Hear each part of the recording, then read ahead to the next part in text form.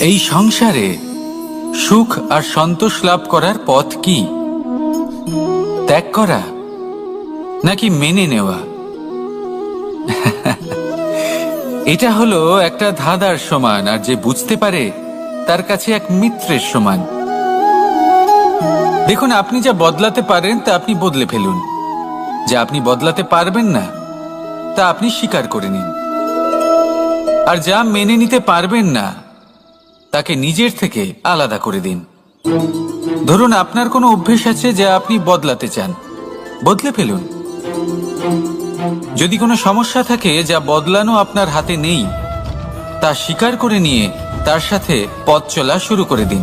যদি কোনো আবেগ থাকে, পরিস্থিতি থাকে বা কোনো বস্তু থাকে যা আপনি মানতেই পারছেন না, কোনোদিনও মানতে পারবেন না, তাকে নিজের থেকে আলাদা করে দিন। একেও সন্ন্যাস বলা হয়। জীবনে সুখ দুঃখ, ক্ষয় হোক বা লাভ, এই সবেতেই সমান রূপে যাপন করা, তাই হলো সন্ন্যাস। এতেই জীবনের আনন্দ রয়েছে। তাহলে এই আনন্দ উপভোগ করুন আর আমার সাথে ভালোবেসে বলুন, রাধা রাধা। আজ আমি আপনাকে একটা কাহিনী শোনাবো। একটা খাড়াই উঁচু পাহাড় ছিল, যা বেয়ে ওঠা প্রায় অসম্ভব কাজ ছিল।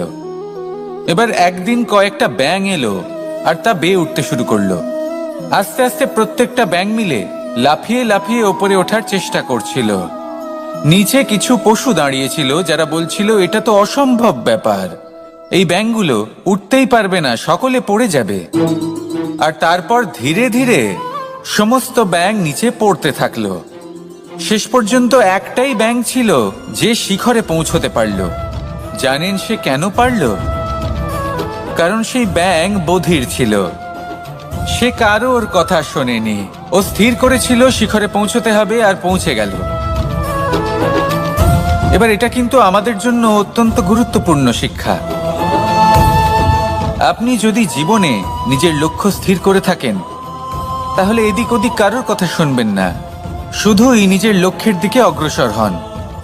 কারণ সাফল্য আপনার প্রচেষ্টার দ্বারাই আপনি পেতে পারেন, অন্যের কথা দ্বারা নয়। তাহলে চেষ্টা করতে থাকুন আর নিজের লক্ষ্য প্রাপ্ত করুন, আর আমার সাথে ভালোবেসে বলুন, রাধা রাধা। এই সূচটা দেখুন, কতটা গুরুত্বপূর্ণ এই সূচ। ওর কতটা ভূমিকা রয়েছে, ও কত রকম ভাবে সাহায্য করতে পারে আমাদের। এর সাহায্যে যদি আপনি চান, তাহলে এক সাধারণ কাপড়কে আপনি পোশাকে পরিবর্তিত করতে পারেন। আপনি যদি চান, তাহলে অনেক ফুল একসাথে নিয়ে একটা মালা বানিয়ে ফেলতে পারেন, বা অলংকার বানিয়ে ফেলতে পারেন। এর সাহায্যে আপনি বাড়িও সাজাতে পারেন। এ হলো অত্যন্ত গুরুত্বপূর্ণ জিনিস। কিন্তু আপনি ভাবুন, যদি এই সূচে এই ছিদ্রই না থাকে, যদি এর সাথে এই সুতোই না জোড়া যায়, তখনও কি এটা এতটাই গুরুত্বপূর্ণ থাকবে? কখনোই না। তখন এটাকে কাউকে কষ্ট দেওয়ার কাজে লাগানো যেতে পারে। দেখুন, একটা অত্যন্ত গুরুত্বপূর্ণ কথা আপনাকে মনে রাখতেই হবে। যে কোনো বস্তু একা তার গুরুত্ব হারিয়ে ফেলে। কোনো কিছুর সাথে তার সম্মান বেড়ে যায়, তার গুরুত্বও বেড়ে যায়। এটা মানুষের ক্ষেত্রেও প্রযোজ্য। যদি আপনি সামনে এগোতে থাকেন এবং একাই এগোতে থাকেন, তাহলে আপনি যাই করে নিন না কেন, আপনি সেই প্রেম, সেই সম্মান, সেই সম্বল পাবেন না। কাউকে নিজের সাথে নিয়ে চলুন, আপনারও মান বাড়বে। কাউকে তার যোগ্য স্থান দিন, আপনারও সম্মান বাড়বে।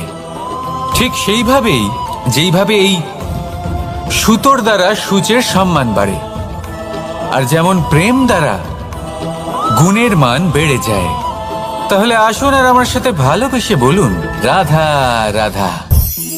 আমরা মনে করি অন্যের উপকার করা, কারোর ভালো করা, কাউকে সাহায্য করা, সেবা করা, দান করা, সুখে দুঃখে কারোর সাথে থাকা, এ হলো আমাদের জীবনের সবথেকে বড় কর্তব্য। এটাই আসল কর্তব্য। কিন্তু এটা কি সত্যি? না। কর্তব্যের জন্য অনেক সময় মানুষকে অনেক অনেক যন্ত্রণা ভোগ করতে হয়। এমন কিছু কর্তব্য থাকে যা পালনের জন্য মানুষকে এমন কিছু পথ দিয়ে যেতে হয় যেখানে কাঁটা আছে। দুঃখ আছে, যন্ত্রণা আছে, বিপদ আছে, সেটা পার করে তবে ও নিজের কর্তব্যকে পূর্ণ করতে পারে। অন্যের উপকার, ভালো কাজ করা, কাউকে সাহায্য করা, দান করা, সেবা করা, সুখে দুঃখে সঙ্গ দেওয়া, এটা কর্তব্য নয়, এটা হলো আনন্দ। কারণ এতে আপনারই জীবন আরো সুখময় হবে, আপনি আরো সুখ পাবেন, আপনার স্বাস্থ্য আরো ভালো হবে, আপনি জীবনে আরো ভালো ভালো মানুষ পাবেন। আর সব থেকে বেশি যদি এ কিছু বাড়িয়ে তোলে, তাহলে তা হলো প্রেম। তাহলে একে কর্তব্য মনে করবেন না, এ হলো শুধুই সেই পথ যাতে অগ্রসর হয়ে আপনি নিজের জীবন অত্যন্ত সুখময় করে তুলতে পারবেন। তাহলে আপনি এটাই করুন, আর আমার সাথে ভালোবেসে বলুন, রাধা রাধা। আপনি কখনো একটা পর্বতকে দেখে থাকবেন, দিনের বেলায় যদি দেখেন এই পর্বতকে কত সুন্দর দেখতে লাগে, এত বিশাল, এত সুন্দর প্রকৃতির এই দৃশ্য দেখে মনে শুভ চিন্তার উদ্ভব হয়। এবার সেই পর্বতকেই আপনি অন্ধকারে দেখুন, ততটাই ভয়াবহ মনে হয়। এবার এটাই হয় মানুষের সাথেও, আর এটাই হয় অন্য কোনো স্থানের সাথেও। এবার এর কারণ কি? তাহলে কি মানুষের রূপ, তার ব্যক্তিত্বের কোনো মাহাত্ম্য নেই? না, এরকম কখনোই নয়। এর সমস্ত কৃতিত্ব পায় প্রকাশ। শুধুমাত্র এই প্রকাশই আপনার গুণকে, আপনার ব্যক্তিত্বকে, আপনার রূপ আরো উজ্জ্বল করে সংসারের সামনে নিয়ে আসে। তাহলে আপনিও অন্ধকার থেকে প্রকাশের পথে অগ্রসর হন, সেই মানুষগুলোর দিকে অগ্রসর হন, সেই দিশায় অগ্রসর হন যা আপনার ভেতরের গুণগুলিকে, আপনার ব্যক্তিত্বকে সংসারের সামনে আনতে পারে। যদি আপনি তা করতে পারেন, তাহলে আপনি জীবনভর সুখী থাকবেন। আসুন আর আমার সাথে ভালোবেসে বলুন, রাধা রাধা। আপনি কখনো সূর্যের আলোকে নিজের হাতের মুঠোর মধ্যে রাখার চেষ্টা করেছেন? আপনি নিশ্চয়ই জানেন যে সেটা সম্ভব নয়। আপনি জলকে কখনো বেঁধে রাখার চেষ্টা করুন, সেটাও সম্ভব নয়। কিন্তু যখন এই সূর্যের প্রকাশ, এই উত্তাপ পৃথিবীতে আসে, তখন ধরিত্রী কি করে? সে সমস্ত বনস্পতির মধ্যে তা ভাগ করে দেয়, তাদের বিকাশের সহায়ক হয়ে ওঠে। আর এই ধরিত্রীকে পুজো করা হয়, একে ধরিত্রী মাতা বলা হয়। সেই রকমই চন্দ্রমা রাত্রে যখন উজ্জ্বল হয়, নিজের আলো বিকশিত করে, তখন পথচারী পথিককে তার পথ দেখায়। সেই জন্য চন্দ্রমাকে দেবতা বলা হয়। ঠিক সেইভাবেই আপনি কখনো এই প্রকৃতিকে বেঁধে রাখার চেষ্টা করবেন না। একে আগলে রাখতে শিখুন, একে ভাগ করে নিতে শিখুন, ঠিক প্রেমেরই মতো। এই প্রেমকে কখনো নিজের হাতের মুঠোয় আবদ্ধ করার চেষ্টা করবেন না, বরং একে মন খুলে ভাগ করে নিতে শিখুন। এটা যদি আপনি শিখে নিতে পারেন, তাহলে নিজেকেও প্রসন্ন রাখতে শিখে যাবেন, অন্যদেরও প্রসন্ন রাখতে শিখে যাবেন। আসুন আর আমার সাথে ভালোবেসে বলুন, রাধা রাধা। দুঃখ কি, ভয় কি, এদের কিছুটা এইভাবে ভাবা যেতে পারে। জীবনে যখনই আপনি কিছু একটা লাভ করবেন, তখন সেটা হারানোর ভয় তার সাথেই চলে আসে। যেমন আপনি যদি ধন অর্জন করেন, ধন হারানোর ভয় তার সাথেই চলে আসে। সম্পত্তি অর্জন করলে সেটা লুট হবার ভয় তার সাথেই চলে আসে। আর এটা জীবনের সাথেও হয়। যেই মুহূর্তে আপনি জন্ম নেন, মৃত্যুর ভয় তার সাথেই চলে আসে। জন্ম না নিলে মৃত্যু কিভাবে হবে? মৃত্যুর ভয় কোথা থেকে আসবে? এবার এই ভয় কি সেটা আপনাকে বুঝিয়ে বলি। এই ভয় যদি মনের মধ্যে থাকে, জীবনে থাকে, তাহলে যা কিছু লাভ করবেন, সুখ, সম্পত্তি, সুবিধা, ধন, এইগুলি লাভ করার একটা আনন্দ থাকে, এদের সাথে জীবনযাপন করার একটা আনন্দ থাকে। এই ভয় সেই আনন্দ আপনার থেকে কেড়ে নেয়। ধরে নিন কাল আপনার মৃত্যু হতে চলেছে। এবার কালকের মৃত্যুর ভয় আজই মনে পুষে রাখলে, তাহলে এই ভয় আজকের সুখ, আজকের শান্তি আপনার থেকে কেড়ে নেবে। ভয় এটাই করে। সেই জন্য মনে রাখবেন, ভয়ের সঙ্গ আপনি ত্যাগ করে দিলে জীবন যাপনের যে সুখ তা চিরকাল আপনার সাথে থাকবে। আসুন আর আমার সাথে ভালোবেসে বলুন, রাধা রাধা। আপনি কখনো কোনো পর্বতে চড়েছেন? কথায় আছে, যখন আমরা পর্বত আরোহণ করি, ওপরে ওঠার সময় দুর্ঘটনার সম্ভাবনা কিছুটা কমে যায়। সেখানেই যখন পর্বত থেকে নিচে নামি, তখন দুর্ঘটনার সম্ভাবনা অত্যন্ত বৃদ্ধি পায়। অর্থাৎ নামার সময় আমাদের আরো ভারসাম্য বজায় রাখতে হয়, আরো সাবধানে থাকতে হয়, অর্থাৎ বিবেককে জাগিয়ে রাখতে হয়। এবার জীবনেও সাফল্যের পর্বত আরোহণের সাথে এটাই হয়। যখন আমরা সাফল্যের পর্বত আরোহণ করতে থাকি, তখন এমনি আমাদের লক্ষ্য আমাদের গন্তব্যের দিকে থাকে। আমরা নিরন্তর পরিশ্রম করি, চেষ্টা করতে থাকি, আমাদের মধ্যে সেই উৎসাহ থাকে, সেই সাহস থাকে।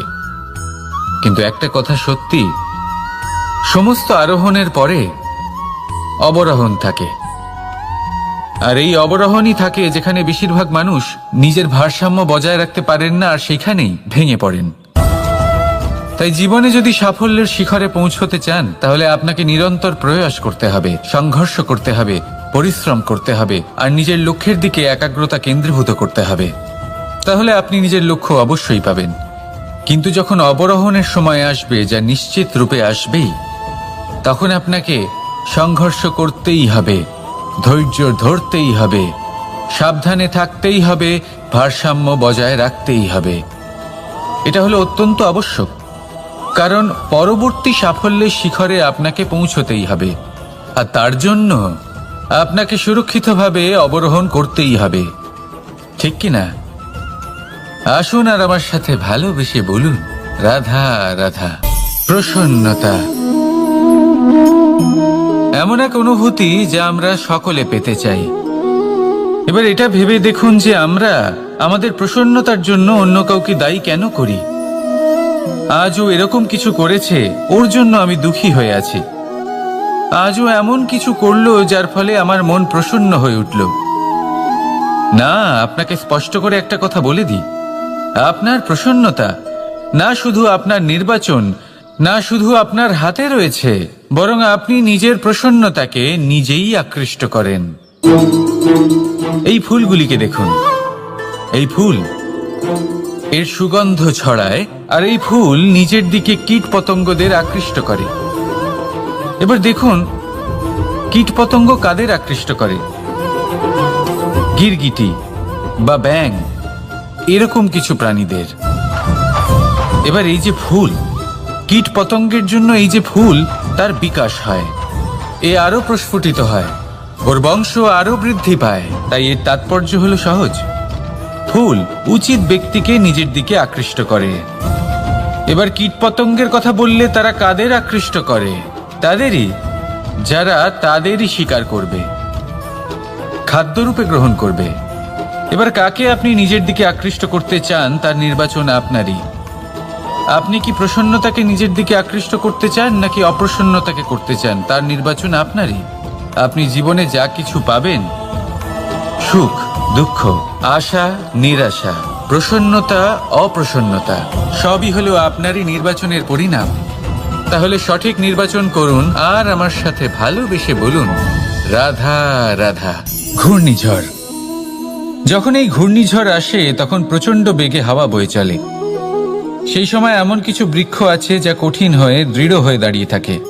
সেই গাছ যা 10 বছর ধরে বা সহস্র বছর ধরে দাঁড়িয়ে থাকে, তাদেরকে আপনি খুব সহজে নাড়াতে পারবেন না। কিন্তু ঘূর্ণিঝড়, এর প্রভাব এতটাই তীব্র হয়, এর হাওয়াতে এতটাই প্রবল শক্তি থাকে যে এই বৃক্ষগুলিকে উচ্ছেদ করে, সেই বৃক্ষ নষ্ট হয়ে যায়। এবার এমন কিছু বৃক্ষ থাকে যাদের কাণ্ড নমনীয় হয়, খুবই নরম হয়। সেই জন্য যখন জোরে বাতাস বয়, কোনো ঘূর্ণিঝড় আসে, তখন এই বৃক্ষগুলি ঝুঁকে যায়। আর যখন এই ঘূর্ণিঝড় চলে যায়, শান্ত হয়ে যায়, তখন ওরা আবার দাঁড়িয়ে পড়ে। এবার এটাকে আপনি কি বলবেন, কি বুঝবেন আপনি? সুযোগ সন্ধানী? না, বরং এটাই হলো প্রকৃত আদর্শ। যখন আপনার সামনে এমন কেউ থাকেন যিনি আপনার থেকে অনেক শক্তিশালী, তখন তাকে সম্মান করা আপনাকে শিখতেই হবে। তাই মনে রাখবেন, এই সংসারে যখনই দুই শক্তির একে অপরের সাথে সংঘর্ষ হয়, শুধুই বিনাশ হয়। কিন্তু যখন শক্তির সাথে আসক্তি মিলিত হয় সেখানে সুরক্ষা থাকে, সেখানেই কিছু নির্মাণ হয়। তাই আসুন আর আমার সাথে ভালোবেসে বলুন, রাধা রাধা। ভয়, আমরা ভয়ের বিষয়ে অনেক কথা বলি, ভয়ের থেকে সবসময় দূরে পালাই। কখনো ভেবে দেখেছেন আমরা এই ভয়ের সদ্ব্যবহারও কি করতে পারি না? নিশ্চিত রূপে করতেই পারি। এমন কোনো অক্ষর নেই যার দ্বারা কোনো মন্ত্র হয় না। তাই নিশ্চিত রূপে এই ভয়েরও সদ্ব্যবহার আমরা করতেই পারি। নির্ভর করছে আপনার দৃষ্টিভঙ্গির ওপর, আপনার প্রতিক্রিয়ার ওপর। ভয় যখন সামনে আসে দুটো পথ থাকে। প্রথমটা হলো ভয়ভীত হয়ে চুপচাপ পালিয়ে যাওয়া, আর দ্বিতীয় পথ সেই ভয়ের সম্মুখীন হওয়া। সেই ভয়ে ডুবে গিয়ে দেখুন এমন কি আছে যা আপনাকে পিছনে টেনে রাখছে। নিজের সাহসকে জাগিয়ে তুলুন, নিজেকে আরো শক্তিশালী বানিয়ে তুলুন, নিজেকে আরো শ্রেষ্ঠ বানিয়ে তুলুন, আর আপনার সামনে যা আছে সব প্রাপ্ত করে নিন। সেই ভয়, আপনি তার থেকে পালিয়ে যেতে চান নাকি তার সম্মুখীন হয়ে নিজেকে আরো শ্রেষ্ঠ বানাতে চান? সেই চয়ন আপনারই, প্রতিক্রিয়া আপনারই, দৃষ্টিভঙ্গি আপনারই। আসুন আর আমার সাথে ভালোবেসে বলুন, রাধা রাধা। কখনো কোনো বনে আপনি আগুন লাগতে দেখেছেন? এমন ভয়ানক আগুন লাগতে পারে সমস্ত বন জ্বালিয়ে দিতে পারে। সেখানে যে বনস্পতি পাওয়া যায়, সেখান থেকে যে ঔষধি পাওয়া যায়, সব কিছু নষ্ট হয়ে যায়। যে পশু পাখি পাওয়া যায় বেশিরভাগই নিজের প্রাণ হারিয়ে ফেলে, আর যারা বাকি থাকেন তারা নির্বাসিত হন। কিন্তু কখনো ভেবে দেখেছেন এই বনে আগুন লাগে কি করে? ছোট ছোট শুকনো পাতার কারণে, শুকনো ডালের কারণে, সেগুলো যেগুলো কখনো গাছের অংশ ছিল। সবসময় মনে রাখবেন, গাছ আমরা কুড়ুল দিয়ে কেটে থাকি, কিন্তু গাছ কখনো কুড়ুলের ডগা দিয়ে কাটা যায় না। বরং এই যে হাতলটা আছে, তাতে যে শক্তি লুকিয়ে রয়েছে, এই শক্তির দ্বারা গাছ কাটা হয়। এবার বলুন, এই যে হাতল, এ কি দিয়ে তৈরি হয়? স্বয়ং গাছের দ্বারাই। এর থেকে আপনি কি শিক্ষা পেলেন? যদি কেউ আপনজন হন, যে আপনার কোনো দরকারে লাগছেন, সেই কারণে তাকে নিজের থেকে দূরে করবেন না। যদি তার সাহায্যের প্রয়োজন হয় তাহলে তাকে সাহায্য করুন, যদি তার সঙ্গের প্রয়োজন হয় তাহলে তাকে সঙ্গ দিন। নিঃস্বার্থভাবে আপনজনদের বিকাশের পথে নিয়ে যান। নিজের স্বার্থ অনুসারে আপনজনদের নিজের জীবনে রাখবেন না। আসুন আর আমার সাথে ভালোবেসে বলুন, রাধা রাধা। জীবনে লক্ষ্য লাভ কি করে করতে হয়? কেউ বলবে বন্ধুদের সাহায্যে, কেউ বলবে প্রেমের সাহায্যে, কেউ বলবে নিরন্তর চেষ্টা করলে, কেউ বলবেন পরিশ্রম করলে, কেউ বলবেন ঈশ্বরের আশীর্বাদে, ইত্যাদি ইত্যাদি।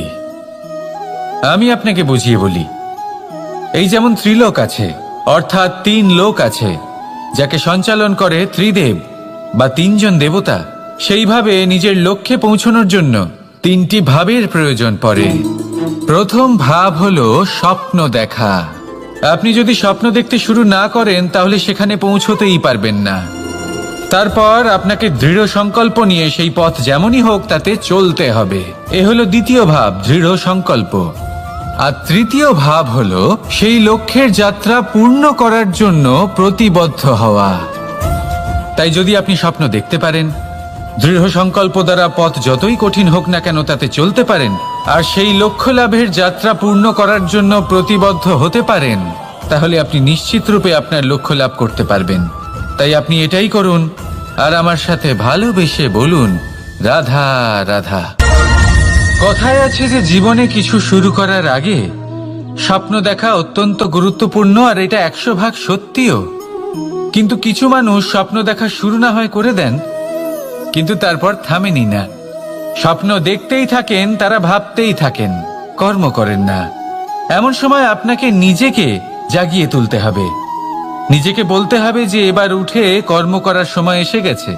কারণ আপনারা যদি অত্যাধিক বিচার করতে থাকেন, স্বপ্ন দেখতে থাকেন, তাহলে উঠে কিছুই করতে পারবেন না।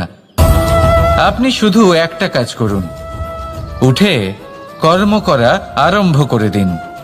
তারপর ভেবেচিন্তে ধীরে ধীরে নিজের কর্মকে দিশাও দিন আর তাকে উচিত গতিও দিন, কারণ এটাই হলো সাফল্যের মূল মন্ত্র। না শুধু কর্ম করুন না ভাবনা চিন্তা করে, আর না শুধু ভাবুন কর্ম না করে। সাফল্যের মূল মন্ত্র হলো এর ভারসাম্যে। তাহলে এটাই করুন, সাফল্যকে লাভ করুন, আর আমার সাথে ভালোবেসে বলুন রাধা রাধা। সূর্যের মনে হয় যে তার থেকে বেশি তেজস্বী আর উজ্জ্বল কেউ নেই, তাই তার এই অহংকার ভঙ্গ করার জন্য মেঘ চলে আসে। তারপর এই মেঘের অহংকার বেড়ে যায় যে তার থেকে বেশি ঘন আর কেউ নেই। তারপরে বাতাসের একটা প্রবল দমক আসে আর মেঘেদের ছিন্ন ভিন্ন করে দিয়ে চলে যায়। তখন বায়ুর অহংকার বেড়ে যায় আর ও ভাবে যে তার থেকে বেশি শক্তিশালী আর কেউ নেই। এই দমকা বাতাস যখন বিশাল এক পর্বতের সাথে ধাক্কা খায়, তখন সেই বাতাসের অহংকারও চূর্ণ বিচূর্ণ হয়ে যায়। তারপরে পর্বত ভাবে যে তার থেকে বেশি ধীর আর শক্তিশালী আর কেউ নেই। তখন পৃথিবীতে ভূমিকম্প হয় আর সেই বিশাল পর্বত চূর্ণ বিচূর্ণ হয়ে যায়, তারও অহংকার ভেঙে যায়। এবার ধরিত্রীর অহংকার হতে থাকে। ধরিত্রী বলে যে আমার উপর সবকিছু টিকে রয়েছে, আমার থেকে বেশি শক্তিশালী আর কেউ নেই। একটা ছোট্ট ইঁদুর আসে, মাটিতে গর্ত করে আর মাটি ধসিয়ে দেয়। ধরিত্রীর অহংকার ভেঙে যায়। এর তাৎপর্য হলো সরল, এই সংসারে অহংকার কখনো স্থির থাকে না, এই অহংকার ভাঙবেই। এটা হলো সাংসারিক চক্র। আমাদের নিজেদের জীবনে কর্তব্য পালন করতে হবে, কর্ম করতে হবে, কিন্তু অহংকার নয়। যে ব্যক্তি এটা বুঝতে সক্ষম হন তাকে জ্ঞানী বলা হয়, আর যে মানুষ এটা বুঝতে পারেন না তিনি সারা জীবন শোধ প্রতিশোধ মান অভিমানের এই চক্রে আটকা পড়েন। এবার আপনি কি এই চক্রে আটকে থাকতে চান নাকি জ্ঞানী হয়ে উঠতে চান? সেই চয়ন আপনারই। আসুন আর আমার সাথে ভালোবেসে বলুন রাধা রাধা।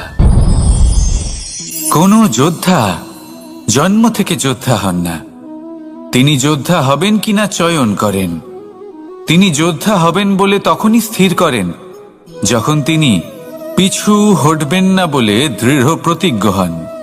যদি ওনার সামনে অশুভ কিছু হয় তার বিরোধিতা করতে দৃঢ় প্রতিজ্ঞ হন, তবেই তিনি যোদ্ধা হতে পারেন। কেউই যোদ্ধা হয়ে এই পৃথিবীতে জন্মগ্রহণ করেন না। আপনি কি হতে চান?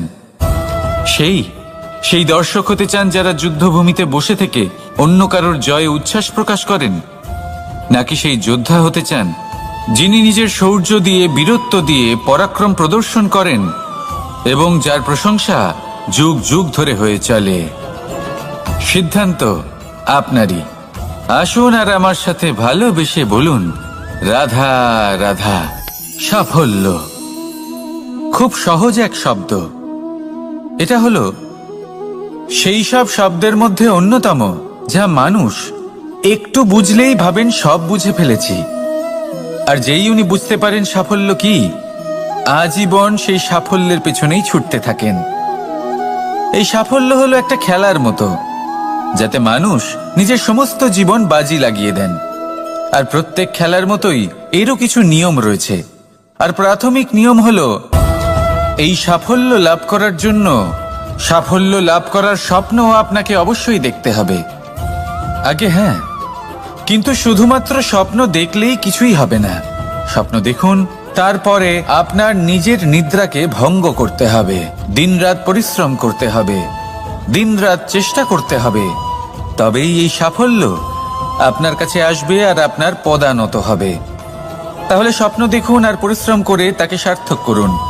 যদি এটা করেন তবেই সাফল্য সহজেই আপনার কাছে আসবে। আর তখন মন প্রসন্ন হয়ে বলবে রাধা রাধা। সমস্যা, প্রত্যেকের জীবনেই সমস্যা আসা যাওয়া করে, আর প্রত্যেক মানুষ সমস্যা আসার পর তার সমাধান খুঁজতে উঠে পড়ে লাগেন। কিন্তু যখনই সমস্যার সমাধান হয়ে যায় আমরা সুপ্রসন্ন হয়ে যাই এবং অসাবধানও হয়ে যাই। আমাদের মনে হয় যে আমরা সম্পূর্ণরূপে সমস্যার অন্ত করেছি, কিন্তু কোথাও না কোথাও একটা ছোট্ট বীজ রয়েই যায়, আর সেই বীজ আমাদের অসাবধানতার ছত্রছায়ায় বড় হতে থাকে, আর তারপর মহা সংকট হয়ে আবার আমাদের উপর আক্রমণ করে। এই সংকট যে কোনো রূপে আসতে পারে, কোনো শত্রুর রূপেও আসতে পারে, বা কোনো মহামারীর রূপেও আসতে পারে। সেই জন্য সবসময় সাবধান থাকাই উচিত, কারণ অসাবধান হলে কি হয়, আমাদের সুরক্ষা চক্রে একটা ছেদ উৎপন্ন হয়, আর আমাদের শেষ করতে পারে এমন এক বাণ সেই ছেদ বিন্দু হয়ে আমাদের হৃদয়ে প্রবেশ করতে পারে। তাই যে কোনো সমস্যার সমাধান করুন, জয়ী হন, উৎসবও পালন করুন, কিন্তু সাবধানে থাকবেন। আসুন আর আমার সাথে ভালোবেসে বলুন, রাধা রাধা। আমাদের জীবনে দুই ধরনের সম্পত্তি হয়ে থাকে, এক হলো ভৌতিক সম্পত্তি, এক হলো জৈবিক সম্পত্তি।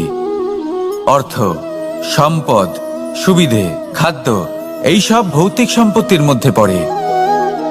ব্যক্তি, মিত্র, পরিবার, আমাদের আপনজন, আত্মীয় স্বজন সব জৈবিক শ্রেণীতে পড়ে। আর প্রত্যেক মানুষের পক্ষে এই বিভাজন বোঝা অত্যন্ত আবশ্যক, কারণ মূলত আমাদের ব্যবহার দুই রকমের হয়ে থাকে, হয় আমরা ভালোবাসি বা আমরা সদ্ব্যবহার করি। আর সবথেকে বড় ভুল আমরা তখন করি যখন আমরা বুঝতেই পারি না যে ভালোবাসবো কাকে আর ব্যবহার করব কাকে। আমরা ভৌতিক সম্পত্তি ভালোবেসে ফেলি আর ব্যবহার করি জৈবিক সম্পত্তিকে, যেখানে এটা অনুচিত। জৈবিক সম্পত্তিকে ভালোবাসুন আর ভৌতিক সম্পত্তিকে ব্যবহার করুন। যেদিন আপনার মধ্যে এই বোধ জাগ্রত হবে যে কাকে ভালোবাসবেন আর কাকে ব্যবহার করবেন, সেই দিন আপনার জীবনে শুধুই শান্তি বিরাজমান হবে। আর তখন এই মন প্রসন্ন হয়ে বলবে, রাধা রাধা।